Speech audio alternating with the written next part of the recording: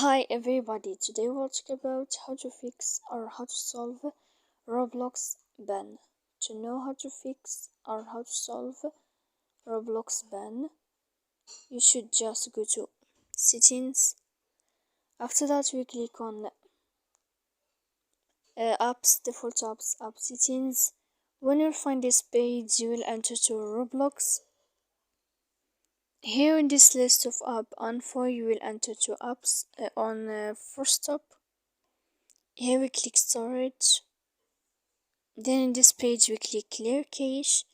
Don't click here clear data because that can make mistakes on your phone or can make app problems. So please don't forget to support us by like and subscribe. See you next time in another video, and thank you for your attention and your watching.